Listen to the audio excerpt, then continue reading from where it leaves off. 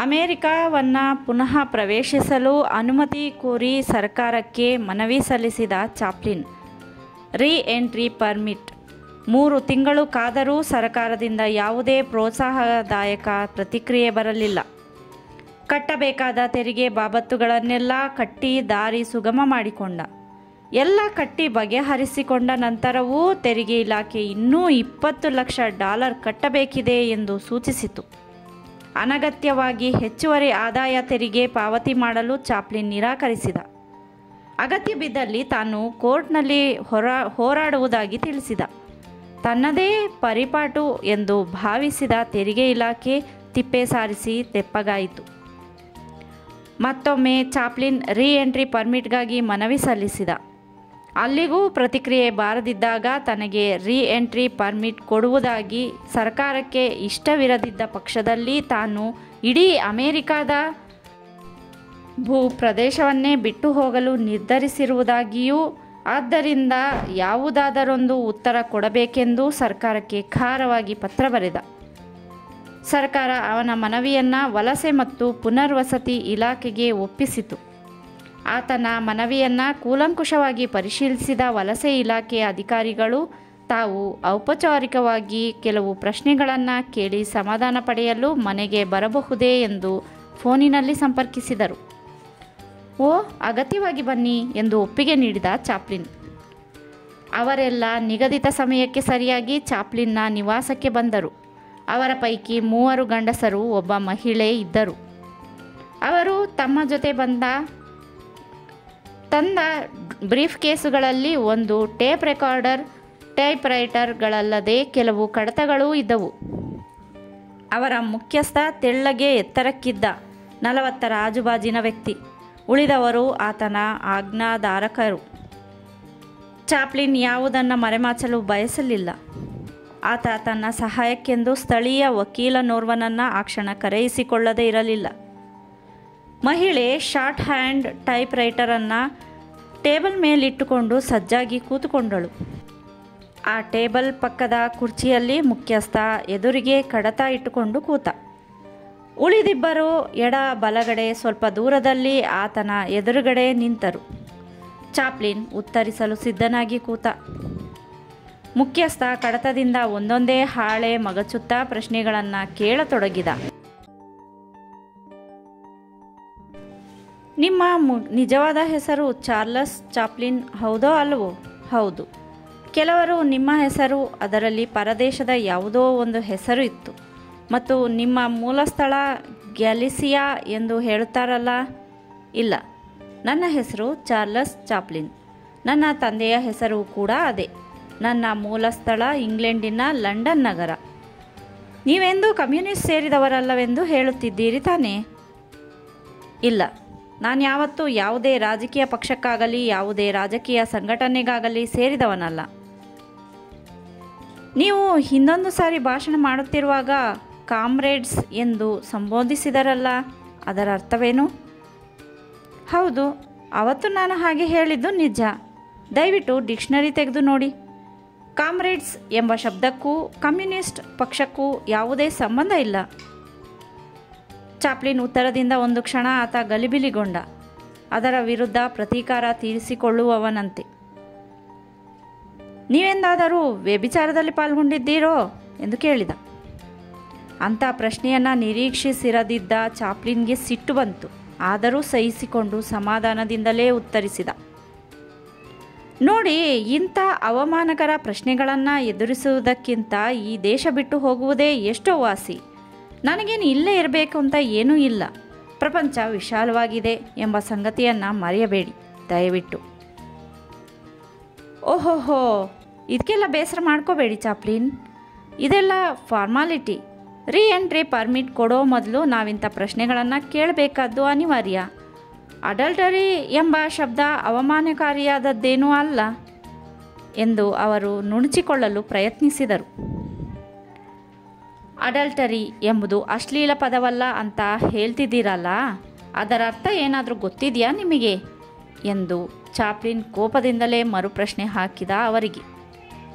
ಅವರ ಗಾಬರಿ ಬಿದ್ದು ಡಿಕ್ಷನರಿ ತೆಗೆದು ಹುಡುಕಿ ಅವಿವಾಹಿತನೋರ್ವ ಪರಪುರುಷನ ಹೆಂಡತಿಯನ್ನು ಸಂಭೋಗ ಮಾಡುವುದು ಎಂದು ಸಹಜ ರೀತಿಯಲ್ಲಿ ಆ ಶಬ್ದದ ಅರ್ಥ ವಿವರಿಸಿದ. ಇದು ನನ್ನ ಆಲೋಚನೆಗೆ ಮೀರಿದ್ದು ಎಂದು ಚಾಪ್ಲಿನ್ ನಿಟ್ಟುಸಿರುಬಿಟ್ಟ. ಒಂದು ಪಕ್ಷ ಈ ದೇಶ ಪರಕೀಯರ ದಾಳಿಗೆ ತುತ್ತಾಯಿತೆಂದರೆ ನೀವು ಈ ದೇಶದ ಪರವಾಗಿ ಹೋರಾಡ್ತೀರಾ? ಓ, ಎಂಥ ಮಾತು ಹೇಳ್ತೀರಿ? ನಾನು ಈ ದೇಶವನ್ನು ತುಂಬ ಪ್ರೀತಿಸ್ತೀನಿ. ಇದು ನನ್ನ ಮನೆ. ನಾನು ಈ ದೇಶದಲ್ಲಿ ಕಳೆದ 40 ವರ್ಷಗಳಿಂದ ವಾಸ ಮಾಡುತ್ತಿದ್ದೇನೆ ಎಂದು ಚಾಪ್ಲಿನ್ ಭಾವೋದ್ರೇಕದಿಂದ ಉತ್ತರಿಸಿದ. ಸಂತೋಷ. ಆದರೆ ನೀವೀ ದೇಶದ ಪೌರತ್ವವನ್ನೇ ಸ್ವೀಕರಿಸಿಲ್ವಲ್ಲ? ಸ್ವೀಕರಿಸದಿರುವುದೇನು ಕಾನೂನು ದೃಷ್ಟಿಯಲ್ಲಿ ಅಪರಾಧವಲ್ಲ. ನಾನು ನನ್ನ ಯಾವತ್ತೂ ಆದಾಯ ತೆರಿಗೆಯನ್ನು ಇಲ್ಲೇ ಕಟ್ಟಿದ್ದೇನೆ. ಮತ್ತೇಕೆ ನೀವು ಈ ದೇಶದ ಪಾರ್ಟಿ ಲೈನನ್ನು ಫಾಲೋ ಮಾಡ್ತಿಲ್ಲ? ಈ ದೇಶದ ಪಾರ್ಟಿ ಲೈನು ಯಾವುದು ಅಂತ ಸ್ವಲ್ಪ ವಿವರವಾಗಿ ಹೇಳಿ. ಫಾಲೋ ಮಾಡುವುದೋ ಬಿಡುವುದೋ ಅಂತ ನಾನು ತೀರ್ಮಾನ ಮಾಡಿ ಹೇಳ್ತೀನಿ ಎಂದು ಚಾಪ್ಲಿನ್ ಬೇಸರದಿಂದ ಸಿಡುಕಿದ. ನಂತರ ಚಾಪ್ಲಿನ್ ರಾಜಕೀಯೇತರ ವ್ಯಕ್ತಿಯಾದ ತನ್ನನ್ನು ರಾಜಕೀಯ ವಿಷಯಗಳಲ್ಲಿ ಮುಳುಗಿಸಲು ಅಮೆರಿಕಾದ ಘನ ಸರ್ಕಾರ ಮಾಡಿದ ಪ್ರಯತ್ನಗಳನ್ನು, ನೀಡಿದ ಮಾನಸಿಕ ಹಿಂಸೆಯನ್ನು ಸವಿವರವಾಗಿ ಅವರಿಗೆ ಹೇಳಿದ. ಅದನ್ನು ಕೇಳಿ ಮುಖ್ಯಸ್ಥ ಕಣ್ಣು ಹುಬ್ಬುಗಳನ್ನು ಮೇಲೆತ್ತಿ ನೋಡಿದ. ಹೀಗೆ ವಿಚಾರಣೆ ಸುಮಾರು 3 ಗಂಟೆಗಳ ಕಾಲ ನಿರ್ವಿರಾಮವಾಗಿ ಮುಂದುವರಿಯಿತು. ಅವರು ತಮ್ಮ ಬ್ರೀಫ್ ಕೇಸ್ಗಳೊಡನೆ ಅಲ್ಲಿಂದ ತೊಲಗಿದರು. ವಲಸೆ ಇಲಾಖೆಯ ಅಧಿಕಾರಿಗಳನ್ನು ಸಂಪರ್ಕಿಸುವಂತೆ 1 ವಾರದ ನಂತರ ಅವರಿಂದ ಫೋನ್ ಬಂತು. ಅಲ್ಲೂ ಅವರು ಕೆಲವು ಪ್ರಶ್ನೆಗಳನ್ನು ಕೇಳಬಹುದೆಂದು ವಕೀಲ ದಾರಿಯಲ್ಲಿ ಚಾಪ್ಲಿನ್ಗೆ ಹೇಳಿದ. ಕಚೇರಿಗೆ ಹೋದ ಚಾಪ್ಲಿನ್ನನ್ನು ಅಧಿಕಾರಿಗಳು ಹೃತ್ಪೂರ್ವಕವಾಗಿ ಸ್ವಾಗತಿಸಲಿಲ್ಲ. ವಲಸೆ ಇಲಾಖೆಯ ಮುಖ್ಯ ಅಧಿಕಾರಿ ತಾಂತ್ರಿಕ ಕಾರಣಗಳಿಂದಾಗಿ ಪ್ರತಿಕ್ರಿಯಿಸಲು ವಿಳಂಬವಾಯಿತೆಂದು ಸೌಜನ್ಯದಿಂದ ಹೇಳಿದ. ಲಾಸ್ ಏಂಜಲ್ಸ್ನಲ್ಲಿ ಹೊಸದಾಗಿ ಶುರುವಾಗಿರುವ ತಮ್ಮ ಕಚೇರಿಯಿಂದ ಇಂಥ ವಿಳಂಬಗಳು ಆಗುವುದಿಲ್ಲವೆಂದು ಹೇಳಿದ. ಚಾಪ್ಲಿನ್, ಇದೊಂದು ಚಿಕ್ಕ ಪ್ರಶ್ನೆ, ಬೇಸರ ಮಾಡ್ಕೋಬೇಡಿ. ಎಷ್ಟು ದಿನಗಳ ಮಟ್ಟಿಗೆ ನೀವು ಅಮೆರಿಕಾದಿಂದ ಹೊರಗಡೆ ಹೋಗ್ತೀರಿ ಎಂದು ಕೇಳಿದ. 6 ತಿಂಗಳಿಗಿಂತ ಹೆಚ್ಚೇನೂ ಹೋಗೋದಿಲ್ಲ. ಹಾಗೇನಾದರೂ ಹೆಚ್ಚು ದಿನ ಹೋಗಬೇಕೆನ್ನಿಸಿದರೆ ರೀ ಎಂಟ್ರಿ ಪರ್ಮಿಟ್ ಅವಧಿಯನ್ನು ವಿಸ್ತರಿಸಿಕೊಳ್ಳಬಹುದು ಎಂದು ಹೇಳಿದ ಆತ ಟೇಬಲ್ ಮೇಲೆ ಕಡತ ಇರಿಸಿ ರೂಮಿನಿಂದ ಹೊರಗಡೆ ಹೋದ. ಚಾಪ್ಲಿನ್ ವಕೀಲ ಆ ಕಡತ ರೀ ಎಂಟ್ರಿ ಪರ್ಮಿಟ್ ಎಂದು ಖಾತರಿಪಡಿಸಿಕೊಂಡ. ಮತ್ತೆ ಬಂದ ಮುಖ್ಯ ಅಧಿಕಾರಿ ದೇಶ ಬಿಟ್ಟು ಹೊರಡುವ, ದೇಶಕ್ಕೆ ಮರಳಿ ಬರುವ ಪರವಾನಗಿ ಪತ್ರಗಳಿದ್ದ ಲಕೋಟೆಯನ್ನು ಚಾಪ್ಲಿನ್ ಕೈಗೆ ಕೊಡುತ್ತಾ ಪ್ರವಾಸ ಸುಖಕರವಾಗಿರಲೆಂದು ಶುಭ ಕೋರಿ ಬೀಳ್ಕೊಟ್ಟ. ಅಂತೂ ತಾನೀ ಉಸಿರುಗಟ್ಟುವ ವಾತಾವರಣದಿಂದ ತನ್ನ ತಾಯ್ನಾಡಿಗೆ ಹೋಗಬಹುದು. ಚಾಪ್ಲಿನ್ನ ಮನಸ್ಸಿಗಾದ ಸಂತೋಷ ಅಷ್ಟಿಷ್ಟಲ್ಲ. ಆ ದಿನ ಶನಿವಾರ. ತಾವೆಲ್ಲ ಹೊರಡಬೇಕಿರುವುದು ಆದಿತ್ಯವಾರದ ಬೆಳಗ್ಗೆ. ಅಷ್ಟರೊಳಗೆ ಪ್ರಯಾಣದ ಪೂರ್ವ ಸಿದ್ಧತೆಯನ್ನು ಮಾಡಿಕೊಳ್ಳಬೇಕು. ಹಡಗು ಬಂದರಿನಿಂದ ದೂರವಾಗುವವರೆಗೆ ಯಾರೊಂದಿಗೂ ಮಾತನಾಡಕೂಡದೆಂದೂ, ಪ್ರಯಾಣದ ಗುಟ್ಟು ಬಿಟ್ಟುಕೊಡಬಾರದೆಂದೂ ವಕೀಲ ಚಾಪ್ಲಿನ್ಗೆ ಸಲಹೆ ನೀಡಿದ. ಊನಾ ಮನೆಯಲ್ಲಿ ಎಲ್ಲ ಕೆಲಸ ಬೇಗನೆ ಮುಗಿಸಿ ಮಕ್ಕಳನ್ನು ರೆಡಿ ಮಾಡಿದರೆ ಚಾಪ್ಲಿನ್ ಬ್ಯಾಂಕಿಗೆ ಹೋಗಿ ತನ್ನ ಖಾತೆಯಲ್ಲಿದ್ದ ಹಣವನ್ನು ಲಘುಬಗೆಯಿಂದ ಬಿಡಿಸಿಕೊಂಡು ಬಂದ. ತನ್ನ ಸ್ಟಾಕ್ ಕಂಪನಿಯ ಸದಸ್ಯರಿಗೆ ಸೂಚ್ಯವಾಗಿ ಹೇಳಿದ. ಪ್ರಚಾರ ಖಾತೆಯ ಮುಖ್ಯಸ್ಥ ಕ್ರಾಕರ್ ಚಾಪ್ಲಿನ್ ದಂಪತಿಗಳಿಗೆ ಔತಣಕೂಟ ಏರ್ಪಡಿಸಿ ಸತ್ಕರಿಸಿದ.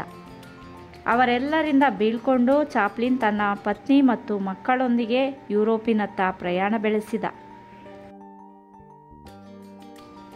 ಅವರು ಪ್ರಯಾಣಿಸುತ್ತಿದ್ದ ಕ್ವೀನ್ ಎಲಿಜಬೆತ್ನಲ್ಲೂ ಪತ್ರಕರ್ತರ ಕಾಟ ತಪ್ಪಲಿಲ್ಲ.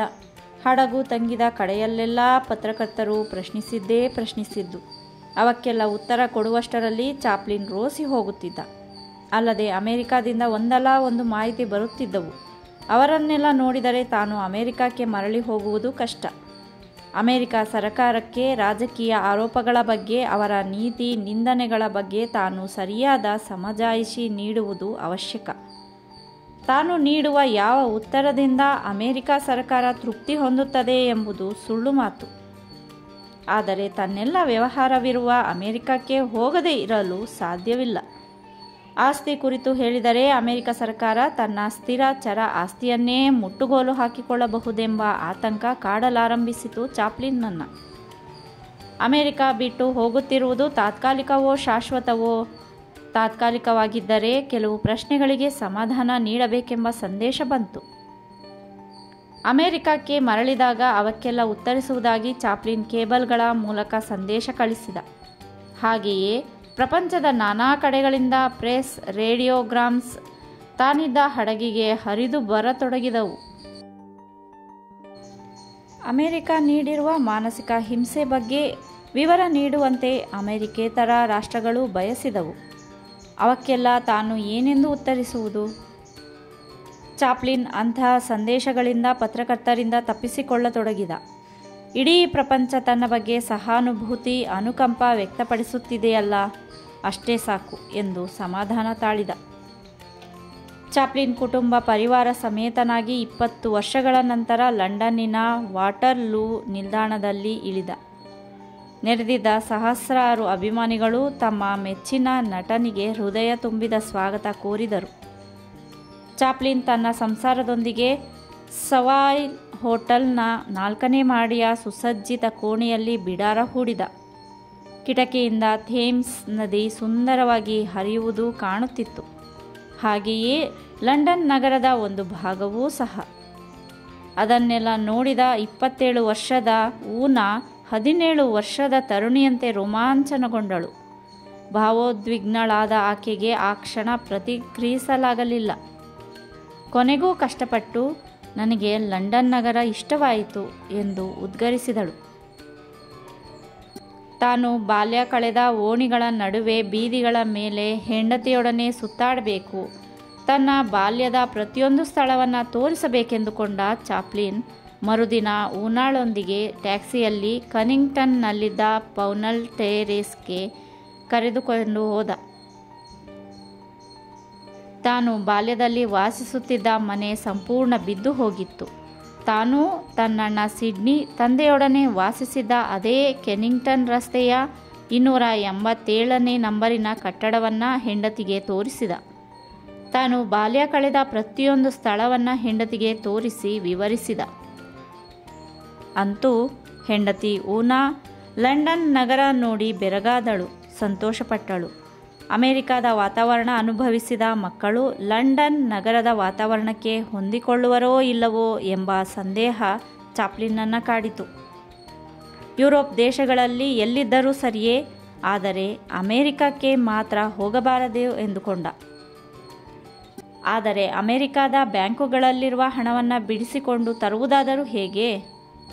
ಅಮೆರಿಕಕ್ಕೆ ಹೋಗುವ ಬರುವ ಸಮಸ್ಯೆ ಊನಾಳಿಗಿರಲಿಲ್ಲ.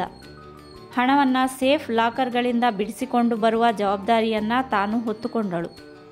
ಕೂಡಲೇ ಆಕೆ ಸಂಯುಕ್ತ ಸಂಸ್ಥಾನಕ್ಕೆ ಪ್ರಯಾಣ ಬೆಳೆಸಿದಳು. ಅಮೆರಿಕ ತಲುಪಿದೊಡನೆ ಬ್ಯಾಂಕಿಗೆ ಹೋದಳು. ಆ ಬ್ಯಾಂಕೇನೂ ಆಕೆಗೆ ಅಪರಿಚಿತವೇನಲ್ಲ. ಆದರೆ ಬ್ಯಾಂಕಿನ ಗುಮಾಸ್ತ ಆಕೆಯ ಸಹಿಯನ್ನು ಸಂದೇಹಿಸಿದ. ಕೊನೆಗೆ ಮ್ಯಾನೇಜರನನ್ನು ಸಂಪರ್ಕಿಸಿ ಸೇಫ್ ಲಾಕರ್ ತೆರೆಯುವಲ್ಲಿ ಯಶಸ್ವಿಯಾದಳು. ಬ್ಯಾಂಕಿನ ವ್ಯವಹಾರ ಮುಗಿಸಿಕೊಂಡ ನಂತರ ನೇರವಾಗಿ ಬಿವರ್ಲಿ ಹಿಲ್ಸ್ನ ತಮ್ಮ ಮನೆಗೆ ಹೋದಳು. ಸ್ವಿಸ್ ಬಟ್ಲರ್ ಹೆನ್ರಿ ಪೊಲೀಸರು ತಮ್ಮನ್ನು ಹಿಂಸಿಸಿದುದರ ಬಗ್ಗೆ ವಿವರಿಸಿದ. ಚಾಪ್ಲಿನ್ ಬಗ್ಗೆ ಅವನ ತಾಯಿಯ ಬಾಯಿ ಬಿಡಿಸಲು ಪೊಲೀಸರು ಏನೆಲ್ಲ ಪ್ರಯತ್ನ ಮಾಡಿದ್ದರು, ಚಾಪ್ಲಿನ್ ಗೃಹಸ್ಥ ಎಂದು ತಾನು ಅವರನ್ನು ನಂಬಿಸಲು ಪ್ರಯತ್ನ ಮಾಡಿದ್ದಾಗಿ ಹೇಳಿದ. ಚಾಪ್ಲಿನ್ನ ಪಾಸ್ಪೋರ್ಟ್ಗಾಗಿ ಇಡೀ ಮನೆಯನ್ನೆಲ್ಲ ಜಾಲಾಡಿದರು ಎಂದು ದುಃಖದಿಂದ ಹೇಳಿದ. ಊನಾ ತಮ್ಮ ಮನೆಯ ಕೆಲಸಗಾರರಿಗೆ ಧೈರ್ಯ ಹೇಳಿ ಯುರೋಪ್ ಕಡೆ ಪ್ರಯಾಣ ಬೆಳೆಸಿದಳು. ಲಂಡನ್ ತಲುಪಿ ಚಾಪ್ಲಿನ್ಗೆ ಎಲ್ಲ ವಿವರಿಸಿದಳು. 11ರ ಪೈಕಿ ತಾನು ಇನ್ನೊಂದಾಗಿ ಹೊಂದಿಕೊಂಡು ಹೋಗಿದ್ದಲ್ಲಿ ಕಷ್ಟಕೋಟಲೆಗಳನ್ನು ಎದುರಿಸಬೇಕಾಗಿ ಬರುತ್ತಿರಲಿಲ್ಲ. ಲಂಡನ್ ನಗರದ ಲೀಸೆಸ್ಟರ್ ವೃತ್ತದ ಬಳಿ ಓಡಿಯನ್ ಚಿತ್ರಮಂದಿರದಲ್ಲಿ ಲೈಮ್ ಲೈಟ್ ಬಿಡುಗಡೆಯಾಯಿತು. ರಾಜಕುಮಾರಿ ಮಾರ್ಗರೇಟ್ ಸೇರಿದಂತೆ ಹಲವು ಪ್ರಮುಖರು ಚಿತ್ರ ನೋಡಿ ಶ್ಲಾಘಿಸಿದರು. ಚಾಪ್ಲಿನ್ನನ್ನು ಆಮಂತ್ರಿಸಿ ಸತ್ಕರಿಸಲು ಯುರೋಪಿಯನ್ ರಾಷ್ಟ್ರಗಳು ನಾ ಮುಂದು ತಾ ಮುಂದು ಅಂತ ಹಾತೊರೆದವು. ಪ್ಯಾರಿಸ್, ರೋಮ್ ನಗರಗಳಲ್ಲಿ ಚಾಪ್ಲಿನ್ಗೆ ಘನ ಸ್ವಾಗತ ಲಭಿಸಿತು. ಫ್ರೆಂಚ್ ಸರ್ಕಾರ ಅವನನ್ನು ಸರ್ಕಾರಿ ಮರ್ಯಾದೆಗಳಿಂದ ಸತ್ಕರಿಸಿತು. ಅದೇ ದಿನ ಸಂಜೆ ಫ್ರಾನ್ಸ್ನ ಕಲಾವಿದರ ಸಂಘ ಆ ಮಹಾನ್ ಕಲಾವಿದನನ್ನು ಆದರದಿಂದ ಬರಮಾಡಿಕೊಂಡು ಸನ್ಮಾನಿಸಿತು. ಕಲಾವಿದರ ಸಂಘದ ಅಧ್ಯಕ್ಷ ರೋಗರ್ ಫರ್ನಾಂಡೋ ಚಾಪ್ಲಿನ್ ಕುರಿತು ಸುದೀರ್ಘ ಲೇಖನವನ್ನು ಬರೆದು ಭಿನ್ನ ಒತ್ತಳೆ ರೂಪದಲ್ಲಿ ಅರ್ಪಿಸಿದ. ಆ ಲೇಖನದ ಸಾರಾಂಶ ಹೀಗಿದೆ: ಇಡೀ ಪ್ರಪಂಚ ಗೌರವಿಸುವ, ಅಭಿಮಾನಿಸುವ ಗಣ್ಯ ವ್ಯಕ್ತಿಗಳಲ್ಲಿ ಚಾರ್ಲಿ ಚಾಪ್ಲಿನ್ ಒಬ್ಬರು. ಅವರು ಕೇವಲ ಹಾಸ್ಯ ವಿನೋದ ಚಕ್ರವರ್ತಿ ಮಾತ್ರವಲ್ಲ, ಸೃಜನಶೀಲ ಲೇಖಕ, ಸಂಗೀತಗಾರ, ವಿದ್ವಾಂಸ, ಅಪರೂಪದ ಚಲನಚಿತ್ರಗಳ ನಿರ್ಮಾಪಕ, ನಿರ್ದೇಶಕ, ನಟ, ಇವೆಲ್ಲಕ್ಕಿಂತ ಮಿಗಿಲಾದ ಹೃದಯವಂತ, ಕರುಣಾಮಯಿ, ವಿಜ್ಞಾನಿ, ಸರಳ ಜೀವಿ. ಅನಾಯಾಸವಾಗಿ ಹೃದಯಗಳನ್ನು ಕರಗಿಸಬಲ್ಲರು. ಪ್ರೇಮಾನುರಾಗಗಳಿಂದ ನಮ್ಮೆಲ್ಲರ ಮನಸ್ಸುಗಳನ್ನು ಸೂರೆಗೊಳ್ಳಬಲ್ಲ ಅಪರೂಪದ ಕಲಾವಿದರು. ಲೈಮ್ ಲೈಟ್ ಚಲನಚಿತ್ರ ನೋಡಿ ತುಂಬ ಹೃದಯದಿಂದ ನಕ್ಕೆವು, ದುಃಖಿಸಿದೆವು. ನಿಮ್ಮದು ತುಂಬ ಸಹಜವಾದ ದುಃಖ. ನಿಮ್ಮ ಅತ್ಯಮೂಲ್ಯ ಕಣ್ಣೀರನ್ನು ನಮಗೆ ಬಹುಮಾನ ರೂಪದಲ್ಲಿ ನೀಡಿ ನಮ್ಮೆಲ್ಲರನ್ನ ನಗಿಸುತ್ತಿರುವಿರಿ, ಅಳಿಸುತ್ತಿರುವಿರಿ. ಈ ಅಮೂಲ್ಯ ಕಾಣಿಕೆಯನ್ನು ಅರ್ಜಿಸಲು ನೀವು ಕಳೆದುಕೊಂಡಿರುವುದು, ಅನುಭವಿಸಿರುವುದು ಅಪಾರ. ನಿಮ್ಮ ನೋವುಗಳನ್ನು ಎಂಥವರು ಸುಲಭವಾಗಿ ಅರ್ಥ ಮಾಡಿಕೊಳ್ಳಬಲ್ಲರು. ನೀವು ಅನುಭವದಿಂದ ಕಂಡುಕೊಂಡ ಸತ್ಯವನ್ನು ನಮಗೆಲ್ಲ ಸಾಕ್ಷಾತ್ಕರಿಸಿದಿರಿ. ನಿಮ್ಮ ಜ್ಞಾಪಕ ಶಕ್ತಿ ಅಮೋಘವಾದುದು.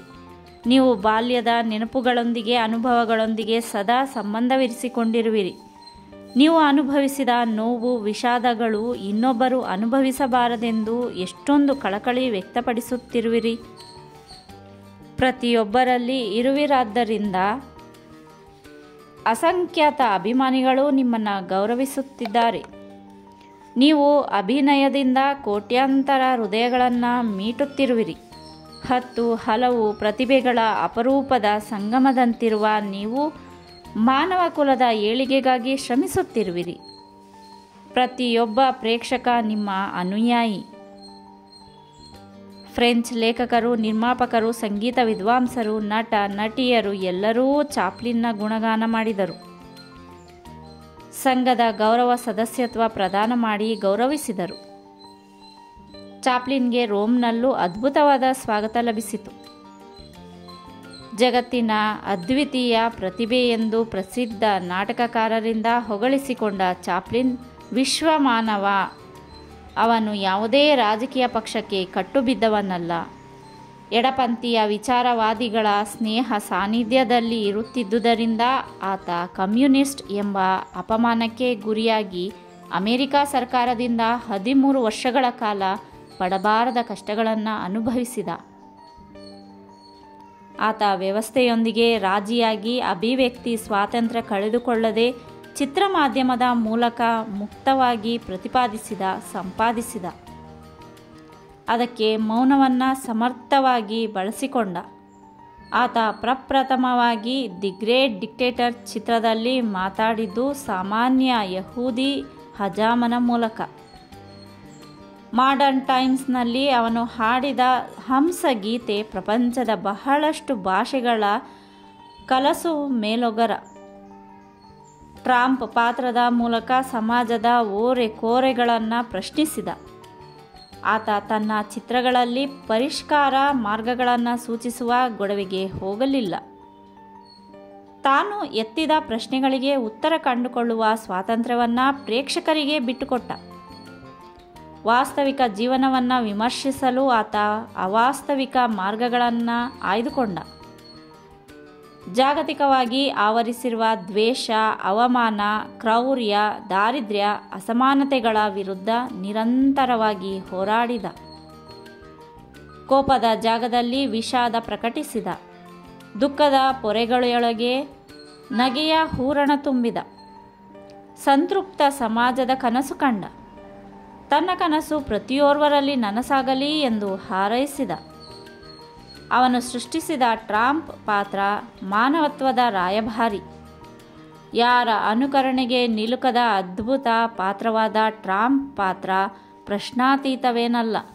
ಅದು ತನಗೆ ತಾನು ನಾನಿರುವುದು ನಿಜವೇ? ಹಾಗಿದ್ದಲ್ಲಿ ನಾನು ಯಾರು ಎಂಬ 2 ಪ್ರಶ್ನೆಗಳನ್ನು ಆರೋಪಿಸಿಕೊಳ್ಳುತ್ತದೆ. ಅದರ ಈ 2 ಪ್ರಶ್ನೆಗಳಿಗೆ ಉತ್ತರ ಕಂಡುಕೊಳ್ಳಲು ಚಾಪ್ಲಿನ್ ತನ್ನ ಚಿತ್ರಗಳ ಮೂಲಕ ಪ್ರಯತ್ನಿಸಿದನೆಂದು ಲೇಖಕ ಫ್ರಾಂಕೋಯಿಸ್ಟ್ ಒಂದು ಕಡೆ ಅಭಿಪ್ರಾಯಪಡುತ್ತಾನೆ. ಪ್ರಥಮ ಜಾಗತಿಕ ಯುದ್ಧದ ಆರಂಭದ ದಿನಗಳಲ್ಲಿ ಜನ್ಮಿಸಿದ ಟ್ರಂಪ್ 2ನೇ ಜಾಗತಿಕ ಯುದ್ಧದಲ್ಲಿ ಬೆಳೆದು ನಂತರದ ಸಂಕ್ರಮಣ ಕಾಲದಲ್ಲಿ ಔದ್ಯೋಗಿಕ ಕ್ರಾಂತಿ, ಬಂಡವಾಳಶಾಹಿ ವ್ಯವಸ್ಥೆ, ಸರ್ವಾಧಿಕಾರಿ ಮನೋಭಾವದ ವಿರುದ್ಧ ಪ್ರಶ್ನೆಗಳನ್ನು ಎತ್ತಿ ಹೊಸ ಆಯಾಮಗಳನ್ನು ಪಡೆಯುತ್ತದೆ. ಆ ಪಾತ್ರದ ಮೂಲಕ ಚಾಪ್ಲಿನ್ ಅರ್ಧ ಶತಮಾನದ ಕಾಲಘಟ್ಟದ ಜಾಗತಿಕ ಸಮಾಜವನ್ನು ಅಭ್ಯಾಸ ಮಾಡಿದ. ತನ್ನ ತಿಳುವಳಿಕೆಗೆ ನಿಲುಕಿದ ಸತ್ಯಗಳನ್ನು ಆ ಪಾತ್ರದ ಮೂಲಕ ಪ್ರಸ್ತಾಪಿಸಿದ. ಯುದ್ಧದ ಘೋರ ಪರಿಣಾಮಗಳ ವಿರುದ್ಧ ಮನುಕುಲವನ್ನು ಎಚ್ಚರಿಸುವ ಪ್ರಯತ್ನ ಮಾಡಿದ. ನೋವುಗಳನ್ನುಂಡು ನಂಜುಂಡನಾದ. ಲೈಟ್ ಚಿತ್ರದಲ್ಲಿ ವೈಯಕ್ತಿಕ ಬದುಕನ್ನು ಬಲಿಕೊಟ್ಟ. ಟ್ರಂಪ್ ಪಾತ್ರ ಚಾಪ್ಲಿನ್ನ ವೈಯಕ್ತಿಕ ಬದುಕಿನ ಪ್ರತಿನಿಧಿ. ಅದು ಆತನ ಪ್ರತಿಬಿಂಬ. ಅದು ಅವನ ಹಾಗೆ ಅಲೆಮಾರಿ, ಬೇವರ್ಸಿ. ಚಾಪ್ಲಿನ್ ತನ್ನ 54 ವಯಸ್ಸಿನವರೆಗೆ ನಿಂತಲ್ಲಿ ನಿಲ್ಲಲಿಲ್ಲ, ಕೂತಲ್ಲಿ ಕೂರಲಿಲ್ಲ. ನಗರದಿಂದ ನಗರಕ್ಕೆ, ಬೀದಿಯಿಂದ ಬೀದಿಗೆ, ಹೋಟೆಲ್ನಿಂದ ಹೋಟೆಲಿಗೆ, ಕ್ಲಬ್ಬಿನಿಂದ ಕ್ಲಬ್ಬಿಗೆ ಅಲಿಯುತ್ತಿದ್ದ. ಬಾಲ್ಯದಿಂದಲೂ ಪ್ರೇಮದ ಆಸರೆಗಾಗಿ ಹುಡುಕಾಡುತ್ತಿದ್ದ. ತಾಯಿ ಇದ್ದರೂ ಹನ್ನ ಆಸ್ಪತ್ರೆಯಲ್ಲಿ ಇದ್ದದ್ದು 30 ವರ್ಷಗಳ ಕಾಲ. ಅನಾಥ ಪ್ರಜ್ಞೆಯಿಂದ ನರಳುತ್ತಿದ್ದ.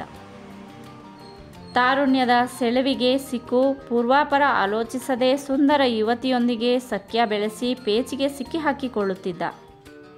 ಅನಿವಾರ್ಯ ಮತ್ತು ಅಸಹಾಯಕ ಪರಿಸ್ಥಿತಿಯಲ್ಲಿ 3 ಸಾರಿ ಮದುವೆಯಾಗಿ ವಿಫಲ ದಾಂಪತ್ಯದ ಕಹಿ ಉಂಡ. ಮಾನಸಿಕ ಅಶಾಂತಿ ಅನುಭವಿಸಿದ. ಸಮಾಜದ ವಾಮನೋಟಕ್ಕೆ ಬಲಿಯಾದ. ಪಾಪ ಪ್ರಜ್ಞೆಯಿಂದ ನರಳಿದ. ಅವನು ಶಾಶ್ವತ ನೆಮ್ಮದಿ ಕಂಡುಕೊಂಡಿದ್ದು ಊನಾಳನ್ನು ಮದುವೆಯಾದ ನಂತರವೇ. ಆಕೆ 1962ರಲ್ಲಿ ಕ್ರಿಸ್ಟೋಫರ್ ಚಾಪ್ಲಿನ್ ಎಂಬ 8ನೇ ಮಗುವಿಗೆ ತಾಯಿಯಾಗಿ ಅವನ ಬದುಕನ್ನು ಶ್ರೀಮಂತಗೊಳಿಸಿದಳು. ಗೆರಾಲ್ಡಿನ್, ಮೈಖೇಲ್, ಜೋಸೆಫಿನ್, ವಿಕ್ಟೋರಿಯಾ, ಯೂಜೀನ್, ಅನ್ನೆಟ್ ಮತ್ತು ಜೀನ್ ಇವರ ಉಳಿದ 7 ಮಂದಿ ಮಕ್ಕಳು. ಸಾಂಸಾರಿಕ ನೆಮ್ಮದಿ ಅನುಭವಿಸುತ್ತಿದ್ದ ತರುಣದಲ್ಲಿಯೇ ಸರಕಾರದ ಗುಮಾನಿಯಿಂದಾಗಿ ಸಾಮಾಜಿಕ ನೆಮ್ಮದಿ ಕಳೆದುಕೊಂಡ. ಪತ್ರಿಕೆಗಳ ಟೀಕೆ ವಿಮರ್ಶೆಗಳಿಗೆ ಗುರಿಯಾದ. ಗೆಳೆಯರಿಂದ ದೂರ ಸರಿದು ಒಂಟಿಯಾದ. ಅಮೆರಿಕದಿಂದ ಹೊರ ದೂಡಲ್ಪಟ್ಟು ನಿಲ್ಲಲು ನೆಲೆ ಕಾಣದೆ ಅಲೆಮಾರಿಯಾದ. ಈ ಗೌರವಾನ್ವಿತ ಅಲೆಮಾರಿಯನ್ನು ಅಮೆರಿಕೇತರ ರಾಷ್ಟ್ರಗಳು ಸಹಾನುಭೂತಿ, ಅನುಕಂಪದಿಂದ ಕಂಡವು, ಗೌರವಿಸಿದವು. ಇಂಗ್ಲೆಂಡ್, ಫ್ರಾನ್ಸ್, ಜರ್ಮನಿ, ಚೈನಾಗಳಂಥ ಯಾವುದಾದರೊಂದು ರಾಷ್ಟ್ರದಲ್ಲಿ ವಾರ್ತ್ಯಕ್ಕೆ ಕಳೆಯಲು ಯೋಚಿಸಿದ ಚಾಪ್ಲಿನ್ ಕೊನೆಗೆ ಸ್ವಿಟ್ಜರ್ಲೆಂಡಿನ ಪುಟ್ಟ ಗ್ರಾಮ ಕೂರ್ಸಿಯರ್ ಸುರ್ವೆಯಲ್ಲಿ 1953ರ ಜನವರಿ ತಿಂಗಳಲ್ಲಿ ಖಾಯಮಾಗಿ ನೆಲೆಗೊಂಡ. 64ರ ಹರೆಯದಲ್ಲೂ ಚಾಪ್ಲಿನ್ ಹಲವು ಜಾಗತಿಕ ಸಮಸ್ಯೆಗಳಿಗೆ ಸ್ಪಂದಿಸುತ್ತಿದ್ದ. ಗಣ್ಯ ವ್ಯಕ್ತಿಗಳು, ರಾಜಕೀಯ ಮುತ್ಸದ್ದಿಗಳು ಆತನೊಂದಿಗೆ ನಿಕಟ ಸಂಪರ್ಕವಿರಿಸಿಕೊಂಡಿದ್ದರು. ಲೇಡಿ ಮೌಂಟ್ ಬ್ಯಾಟನ್ ಮೂಲಕ ಅಂದಿನ ಭಾರತದ ಪ್ರಧಾನಿ ಜವಾಹರ್ಲಾಲ್ ನೆಹರು ತಮ್ಮ ಸುಂದರ ಮಗಳು ಪ್ರಿಯದರ್ಶಿನಿ ಇಂದಿರಾ ಅವರೊಂದಿಗೆ ಚಾಪ್ಲಿನ್ನನ್ನು ಸಂದರ್ಶಿಸಿದರು. ನೆಹರು ಮಹಾನ್ ಕಲಾವಿದನ ಆಯುರಾರೋಗ್ಯ ವಿಚಾರಿಸಿ ಶುಭ ಕೋರಿದರು. ಚಾಪ್ಲಿನ್ ಅವರೊಂದಿಗೆ ಸ್ವಾತಂತ್ರ್ಯ ಭಾರತ ಎದುರಿಸುತ್ತಿರುವ ಸಮಸ್ಯೆಗಳ ಬಗ್ಗೆ, ರಾಜಕೀಯ ವಿದ್ಯಮಾನಗಳ ಬಗ್ಗೆ ಸುದೀರ್ಘ ಚರ್ಚೆ ನಡೆಸಿದ. ಸಿಟಿ ಲೈಟ್ಸ್ ಚಿತ್ರವನ್ನು ನೋಡಿ ಚಾಪ್ಲಿನ್ನ ಕಲಾ ನೈಪುಣ್ಯಕ್ಕೆ ಮಾರುಹೋದ ಅನೇಕ ಗಣ್ಯರ ಪೈಕಿ ಚೀನಾದ ಚೌನ್ ಎನ್ ಲೈ ಕೂಡ ಒಬ್ಬರು. ಅವರೂ ಚಾಪ್ಲಿನ್ನನ್ನು ಸಂದರ್ಶಿಸಿದರು. ಹೀಗೆ ಜಗತ್ತಿನ ಸಮಸ್ತ ಶೋಷಿತರ ಶ್ರೇಯೋಭಿಲಾಷಿಯಾಗಿದ್ದ ಚಾಪ್ಲಿನ್ಗೆ 1954 ಮೇ ತಿಂಗಳಿನಲ್ಲಿ ವರ್ಲ್ಡ್ ಪೀಸ್ ಕೌನ್ಸಿಲ್ ಶಾಂತಿದೂತ ಪ್ರಶಸ್ತಿ ನೀಡಿ ಗೌರವಿಸಿತು. ಬಹುಮಾನ ರೂಪದಲ್ಲಿ ಅದರಿಂದ ಲಭಿಸಿದ ಅಪಾರ ಹಣವನ್ನು ಚಾಪ್ಲಿನ್ ಪ್ಯಾರಿಸ್, ಲಂಡನ್ನಿನಲ್ಲಿನ ದೀನ ದಲಿತರ ಕಲ್ಯಾಣ ನಿಧಿಗೆ ನೀಡಿ ಮಾನವೀಯತೆ ಮೆರೆದ. ಹೀಗೆಲ್ಲ ತನ್ನನ್ನು ತಾನು ಸಾಮಾಜಿಕವಾಗಿ ತೊಡಗಿಸಿಕೊಂಡಿದ್ದ ಚಾಪ್ಲಿನ್ 1957ರಲ್ಲಿ ಎ ಕಿಂಗ್ ಇನ್ ನ್ಯೂಯಾರ್ಕ್ ಎಂಬ ಚಿತ್ರವನ್ನು ನಿರ್ಮಿಸಿ ಅಮೆರಿಕಾದ ಸರ್ವಾಧಿಕಾರ ಧೋರಣೆಯನ್ನು ಸೂಕ್ಷ್ಮವಾಗಿ ವಿಡಂಬಿಸಿದ. ಈ ಚಿತ್ರ ಇಂಗ್ಲೆಂಡ್ ಮತ್ತು ಫ್ರಾನ್ಸ್ಗಳಲ್ಲಿ ಅಪಾರ ಜನಪ್ರಿಯತೆ ಗಳಿಸಿತು. ರೋಸ್ಟೋಲಿನ್ it is the film of a free man ಎಂದು ಉದ್ಘರಿಸಿದ. ಅಂದ ಮಾತ್ರಕ್ಕೆ ಚಾಪ್ಲಿನ್ ಟೀಕೆ ವಿಮರ್ಶೆಗಳಿಂದ ಮುಕ್ತನಾಗಿರಲಿಲ್ಲ.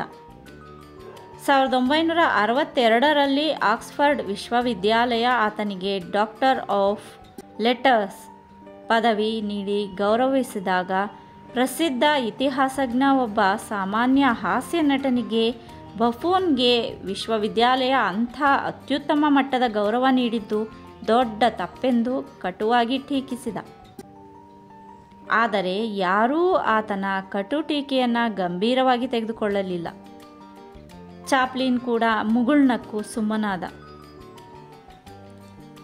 Chaplin a king in New York ನಿರ್ಮಿಸಿದ 10 ವರ್ಷಗಳ ನಂತರ ಅಂದರೆ 1965ರ ಅಕ್ಟೋಬರ್ 31ರಂದು ಪತ್ರಿಕಾಗೋಷ್ಠಿ ಕರೆದು ತನ್ನ ಮುಂದಿನ ಚಿತ್ರ ಎ ಕೌಂಟೆಸ್ ಫ್ರಮ್ ಹಾಂಗ್ಕಾಂಗ್ ಬಗ್ಗೆ ವಿವರಿಸಿದ.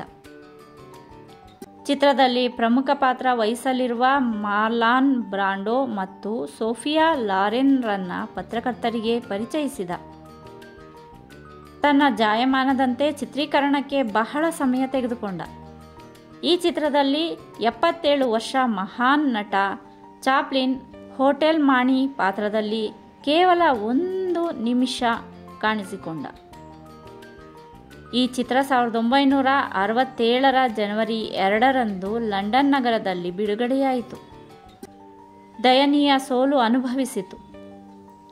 ಈ ಚಿತ್ರ ನಿರ್ಮಾಪಕ ನಿರ್ದೇಶಕ ಚಾಪ್ಲಿನ್ಗೆ ಅರ್ಥವಾಗಲಿಲ್ಲ. ಇದೇ ಪ್ರಶ್ನೆಯನ್ನು ಕೇಳಿದ ನಾಯಕ ನಟ ಮಾರ್ಲಾನ್ ಬ್ರಾಂಡೋಗೂ ಚಾಪ್ಲಿನ್ ಇದೇ ಉತ್ತರ ನೀಡಿದ. ಇದು ಚಾಪ್ಲಿನ್ ನಿರ್ದೇಶನದ ಅಭಿನಯದ ಕೊನೆಯ ಚಿತ್ರ. ಚಾಪ್ಲಿನ್ ತನ್ನ ಇಳಿವಯಸ್ಸಿನಲ್ಲೂ ಕ್ರಿಯಾಶೀಲನಾಗಿದ್ದ. ತನ್ನ ವೈವಿಧ್ಯಮಯ ಬದುಕನ್ನು ಕುರಿತು ಆತ್ಮಕಥೆ ಬರೆದು ಪ್ರಕಟಿಸಿದ. 10 ವರ್ಷಗಳ ನಂತರ ಮೈ ಲೈಫ್ ಇನ್ ಪಿಕ್ಚರ್ಸ್ ಎಂಬ ಕೃತಿಯನ್ನು ರಚಿಸಿದ. 1975ರಲ್ಲಿ ಬ್ರಿಟಿಷ್ ಸರ್ಕಾರ ಚಾರ್ಲಸ್ ಚಾಪ್ಲಿನ್ಗೆ ಅತ್ಯುಚ್ಚ ಮಟ್ಟದ ನೈಟ್ ವುಡ್ ಬಿರುದು ನೀಡಿ ಸತ್ಕರಿಸಿತು. ಲಂಡನ್ನಿನ ಕೊಳಚೆಗೇರಿಯಲ್ಲಿ ಹುಟ್ಟಿ ಬೆಳೆದು ಅಂತಾರಾಷ್ಟ್ರೀಯ ಖ್ಯಾತಿ ಸಂಪಾದಿಸಿದ Chaplin ಇಳಿಗಾಲದಲ್ಲಿ sir Charles Chaplin night commander of the order of British empire ಆದ. ಇದಕ್ಕೂ ಮೊದಲೇ ಅಮೆರಿಕ ಚಾಪ್ಲಿನ್ಗಾಗಿ ಅವಮಾನದಿಂದಾಗಿ ಪಶ್ಚಾತ್ತಾಪ ಅನುಭವಿಸುತ್ತಿತ್ತು. ಅದೇ ಅವಧಿಯಲ್ಲಿ ಅಮೆರಿಕದ ಹಲವು ನಗರಗಳಲ್ಲಿ ಚಾಪ್ಲಿನ್ ಚಿತ್ರೋತ್ಸವ ನಡೆಯುತ್ತಿದ್ದವು. ಅಮೆರಿಕ ಸರ್ಕಾರ 83 ವರ್ಷದ ಚಾಪ್ಲಿನ್ನನ್ನು ತನ್ನ ದೇಶಕ್ಕೆ ಪ್ರೀತಿಯಿಂದ ಆಮಂತ್ರಿಸಿತು. ತಾನು ತನ್ನ ಕರ್ಮಭೂಮಿಗೆ ಮರಳದೆ ಆಗಲೇ 30 ವರ್ಷಗಳು ಸಂದಿದ್ದವು. ಚಾಪ್ಲಿನ್ ಪ್ರಯಾಣ ಬೆಳೆಸಿದ. ಅಮೆರಿಕದಲ್ಲಿ ಆತನಿಗೆ ಭವ್ಯ ಸ್ವಾಗತ ಲಭಿಸಿತು. ಲಿಂಕನ್ ಸೆಂಟರ್ ಫಿಲ್ಮ್ ಸೊಸೈಟಿ ಫಿಲಾರ್ಮೋನಿಕ್ ಹಾಲ್ನಲ್ಲಿ ನಡೆದ ಹೃದಯಂಗಮ ಸಮಾರಂಭದಲ್ಲಿ ಅಕಾಡೆಮಿಯ ಅಧ್ಯಕ್ಷ ಡೇನಿಯಲ್ ಚಾಪ್ಲಿನ್ ಚಲನಚಿತ್ರರಂಗಕ್ಕೆ ನೀಡಿದ ಕೊಡುಗೆಯನ್ನು ಸ್ಮರಿಸಿ ವಿಶೇಷ ಆಸ್ಕರ್ ಪ್ರಶಸ್ತಿ ನೀಡಿ ಗೌರವಿಸಿದ. ಚಾಪ್ಲಿನ್ ಭಾವಪರವಶನಾಗಿ ಕಣ್ಣಲ್ಲಿ ನೀರು ತಂದುಕೊಂಡು ಅವರಿಗೆಲ್ಲ ಕೃತಜ್ಞತೆಗಳನ್ನು ಅರ್ಪಿಸಿದ. 2/4/1972 ಅಮೆರಿಕ ಸರ್ಕಾರ ಶ್ವೇತಭವನದಲ್ಲಿ ನಡೆದ ಸಮಾರಂಭದಲ್ಲಿ ಚಾಪ್ಲಿನ್ಗೆ ಅಮೆರಿಕದ ಗೌರವ ಪೌರತ್ವ ನೀಡಿ ಸತ್ಕರಿಸಿತು. ಅಮೆರಿಕದ ಪತ್ರಿಕೆಗಳು ಚಾಪ್ಲಿನ್ನನ್ನು ಹಾಡಿ ಹರಸಿದವು. 1977ರ ಕ್ರಿಸ್ಮಸ್ ಹಬ್ಬಕ್ಕೆ ಸರ್ ಚಾರ್ಲಸ್ ಚಾಪ್ಲಿನ್ರನ್ನು ತಮ್ಮ ಮಕ್ಕಳು ಮೊಮ್ಮಕ್ಕಳೆಲ್ಲರನ್ನ ಬರಮಾಡಿಕೊಂಡರು. ಡಿಸೆಂಬರ್ 24ರಂದು ರಾತ್ರಿ ಸುಮಾರು ಹೊತ್ತಿನವರೆಗೆ ಮೊಮ್ಮಕ್ಕಳೊಂದಿಗೆ ಮಗುವಾಗಿ ಆಡಿದರು, ಕುಣಿದಾಡಿದರು. ಅವರೆಲ್ಲರಿಗೆ ಮುದ್ದು ಕೊಟ್ಟು ಗುಡ್ ನೈಟ್ ಹೇಳಿದರು. ಮರುದಿನ ಚುಮ್ಮು ನಸುಕಿನಲ್ಲಿ ಕ್ರಿಸ್ಮಸ್ ತಾತ ಥಳಥಳ ಹೊಳೆಯುತ್ತಿದ್ದ. ಪುಟ್ಟ ವೃಕ್ಷದೊಂದಿಗೆ ಅಮೂಲ್ಯ ಕಾಣಿಕೆಗಳೊಂದಿಗೆ ಬಂದು ಮನೆಯಲ್ಲಿ ವಿದ್ಯುತ್ ಸಂಚಾರ ತಂದ. ಅಷ್ಟೊತ್ತಿಗೆ ಎದ್ದು ಪವಿತ್ರ ದಿನದ ಚಟುವಟಿಕೆಗಳನ್ನು ಉದ್ಘಾಟಿಸಬೇಕಿದ್ದ ತಮ್ಮ ತಾತ ಇನ್ನೂ ಎದ್ದಿಲ್ಲವಲ್ಲ ಎಂದುಕೊಂಡರು. ಅವರೆಲ್ಲ ಅತ್ಯುತ್ಸಾಹದಿಂದ ತಮ್ಮ ತಾತನನ್ನು ಎಬ್ಬಿಸಿ ಶುಭಾಶಯ ಹೇಳಿ ಮುದ್ದು ಕೊಡಬೇಕೆಂದು ಆತ ಮಲಗಿದ್ದ ಕೋಣೆಗೆ ಹೋದರು. ತಾತ ತಾತ ಎಂದು ಕೂಗಿದರು. ಕೈ ಹಿಡಿದು ಎಳೆದರು. ಆದರೆ ಶಾಶ್ವತ ನಿದ್ರೆಗೆ ಹೋಗಿದ್ದ ಸರ್ ಚಾರ್ಲಸ್ ಚಾಪ್ಲಿನ್ ಮೇಲೇಳಲಿಲ್ಲ. ಮೊಮ್ಮಕ್ಕಳ ಹೂವಗೆನ್ನೆಗಳಿಗೆ ಮುದ್ದು ಕೊಟ್ಟು ಆಶೀರ್ವಾದ ಮಾಡಲಿಲ್ಲ. ಆತ ಭೌತಿಕವಾಗಿ ಜಗತ್ತಿನ ಜಂಜಡಗಳಿಂದ ಬಹುದೂರ ಹೋಗಿದ್ದ. ಆ ಕ್ಷಣ ಆ ಮನೆಯ 10 ಸಂತೋಷದ ಕಾರಂಜಿಗಳು ಬತ್ತಿ ಹೋದವು.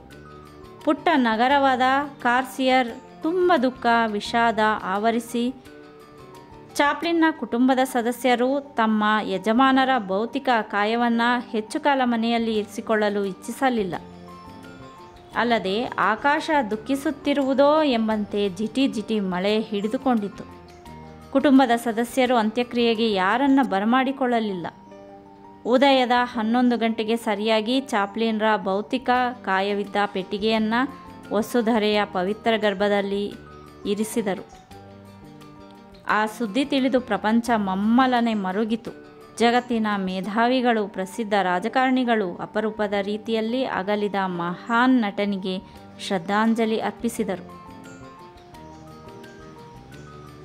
Nobody as he did knew to enter the hidden recesses of the human heart with simplicity and popularity, which became legendary, succeeding in causing laughter by weeping and weeping by laughter. Chaplin ಸತ್ತ ನಂತರವೂ ದುರುಳರು ಆತನ ಶವವನ್ನು ಕಾಡದೇ ಇರಲಿಲ್ಲ. ಸ್ಮಶಾನದಿಂದ ಚಾಪ್ಲಿನ್ನ ಶವವನ್ನು ಅಪಹರಿಸಿ ಹೇರಳ ಹಣಕ್ಕಾಗಿ ಆತನ ಕುಟುಂಬದ ಸದಸ್ಯರನ್ನು ಪೀಡಿಸತೊಡಗಿದರು. ತಮ್ಮ ಧನದಾಹ ತಣಿದ ನಂತರ ಆತನ ಶವವನ್ನು ಸ್ವಿಟ್ಜರ್ಲ್ಯಾಂಡಿನ ನೋವಿಲ್ ನಗರದ ಹೊರವಲಯದಲ್ಲಿ ಎಸೆದು ಪರಾರಿಯಾದರು. ಈ ಅಪರಾಧಕ್ಕೆ ಸಂಬಂಧಿಸಿದಂತೆ ಪೊಲೀಸರು ಯಾರನ್ನೂ ಬಂಧಿಸಲಿಲ್ಲ. ಇದರಿಂದಾಗಿ ಚಾಪ್ಲಿನ್ ರವರ ಪಾರ್ಥಿವ ಶರೀರವನ್ನು 2ನೇ ಸಲ ಅಂತ್ಯ ಸಂಸ್ಕಾರ ಮಾಡಲಾಯಿತು.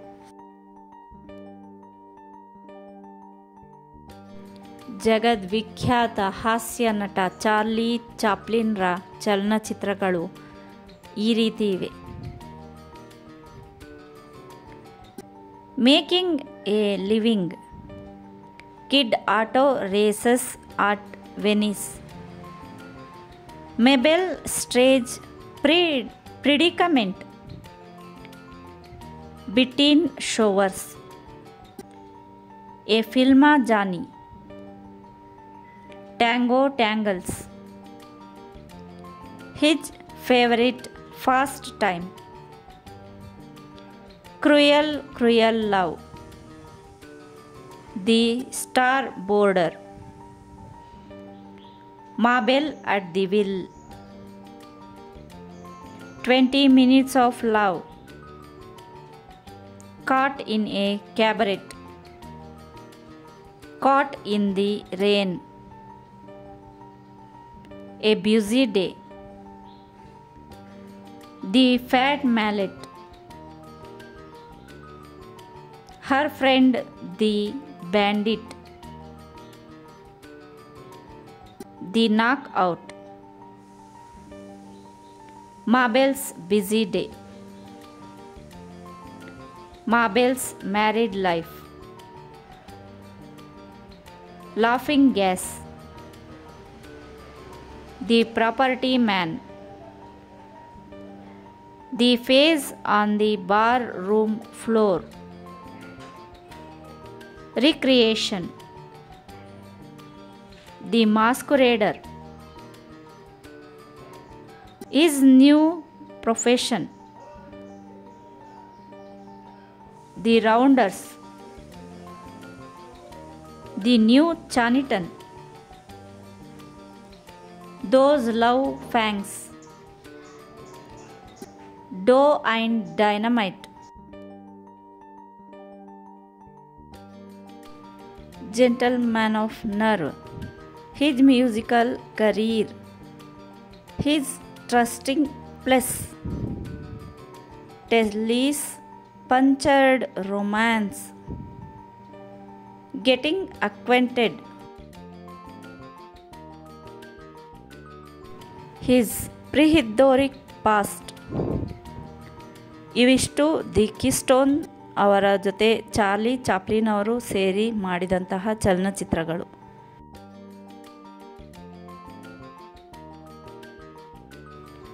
ದಿ ಎಸ್ಎನ್ಎ ಫಿಲ್ಮ್ಸ್ ಅವರ ಜೊತೆ ಚಾರ್ಲಿ ಚಾಪ್ಲಿನ್ ಅವರು ಈ ಕೆಳಗಿನ ಚಲನಚಿತ್ರಗಳನ್ನು ತಯಾರಿಸಿದ್ದಾರೆ: his new job, a night out, the champion, in the park, the jitney elopement, the tramp, by the sea, work, a woman, the bank, champagne, a night in the show, Carmen, police, triple trouble.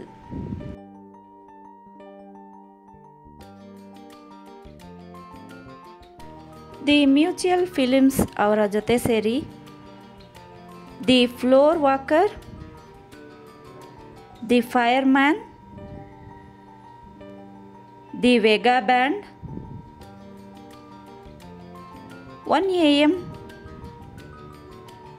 The count,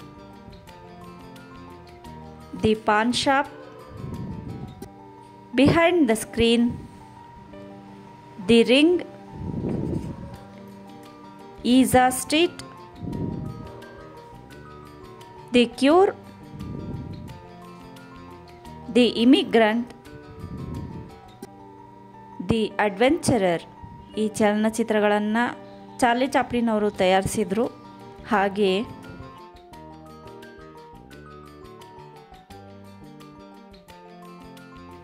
A dog's life, the bond, shoulder arms, sunny side, a day's pleasure, the idle class, pay day, the pilgrim. ಇವಿಷ್ಟು the First National Films ಅವರೊಡಗೂಡಿ Charlie Chaplin ಅವರು ಚಲನಚಿತ್ರಗಳನ್ನ ತಯಾರಿಸಿರುವಂಥದ್ದು.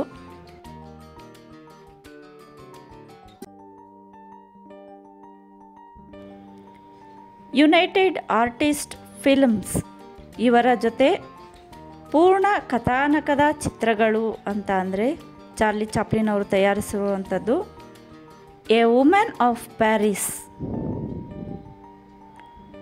The gold rush, the circus, city lights, modern times, the great dictator, Monsieur Verdoux, lime time, the king of New York.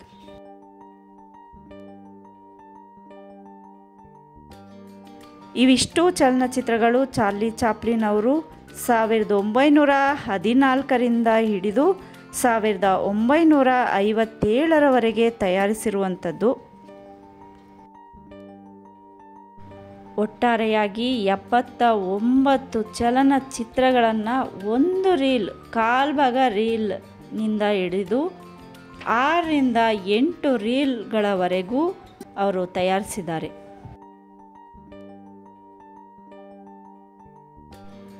Charlie Chaplin ಅವರ ಕೈಬರಹದ autobiography, ಅವರ ಸ್ವಂತ ಆತ್ಮಕಥನ ಬಂದು ಒಂದು ಮೈ autobiography, ಎರಡನೆಯದು ಮೈ ಲೈಫ್ ಇನ್ ಪಿಕ್ಚರ್ಸ್.